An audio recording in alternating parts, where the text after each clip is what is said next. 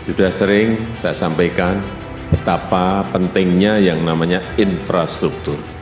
Daya saing kita, produk-produk yang diproduksi di negara kita akan sulit berkompetisi dengan negara lain apabila infrastruktur kita tidak baik. 40 tahun lebih kita membangun jalan tol, dan dalam 40 tahun kita telah membangun 780 km jalan tol.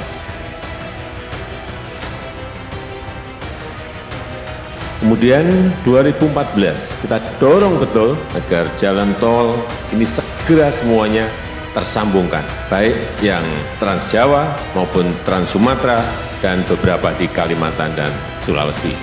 Saya nggak tahu sampai terakhir hari ini Pak Menteri PU sudah berapa kilometer yang dibangun dalam 7 tahun ini? 1.900 kilometer.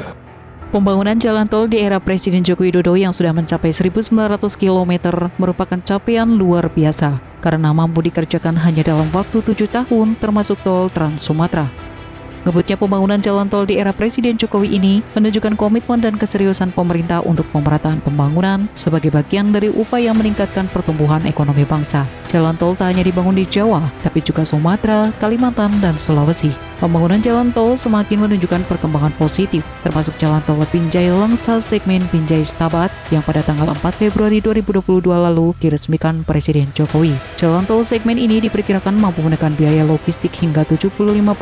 Itu artinya dari sisi ekonomi, komoditi andalan kawasan Medan, Binjai, Deli Serdang, dan Karo, Mebi Dangro, di bidang pertanian, perkebunan, hingga perikanan bisa semakin bersaing harganya dengan produk impor.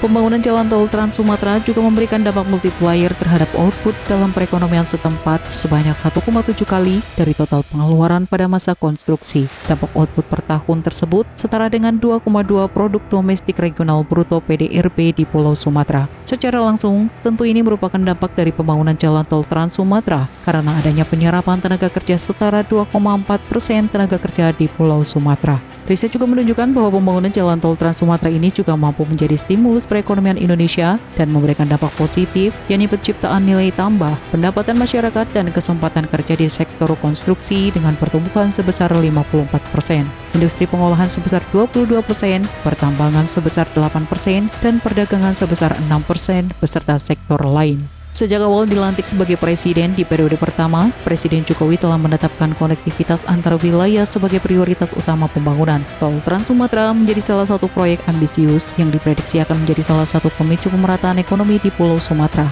Bukan hanya itu, Presiden Jokowi juga mengenarjetkan akan muncul epicentrum wisata lokal baru seiring dengan pembangunan infrastruktur jalan tol di berbagai segmen kawasan, seperti wilayah segitiga emas Sumatera, yakni kawasan Kota Medan, Kota Binjai, Kota Deli Serdang, dan Kabupaten Karo atau dikenal dengan sebutan Mebi Dangro. Kawasan metropolitan Medan atau Medan Raya ini telah ditasbihkan sebagai urat nadi perekonomian Indonesia bagian barat lewat Peraturan Presiden Republik Indonesia Nomor 62 Tahun 2011. Dampak positif pembangunan tol Trans Sumatera terhadap potensi pariwisata di sekitar kawasan tersebut antara lain Kampung Basilam di wilayah Langkat, Sumatera Utara. Kampung ini ramai dikunjungi ribuan wisatawan baik lokal maupun mancanegara tiap tahunnya karena adanya makam Syekh Abdul Wahab Rokan Al-Khalidi Andakriya Bandi atau disebut juga sebagai Tuan Guru Babu Salam. Beliau merupakan guru dari Torekat Naqsyabandiyah yang banyak memiliki pengikut mulai dari Indonesia, Malaysia, Brunei Darussalam hingga Arab Saudi.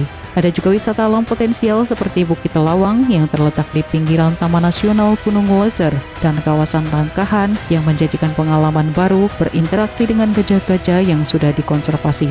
Dengan akses via jalan tol yang semakin mudah, Pemda masing-masing kawasan memiliki 2 jalur utama, yakni jalan lintas provinsi yang kelak bisa diakses dengan mudah lewat integrasi BRT dan jalan tol yang bisa diakses rombongan wisata skala besar.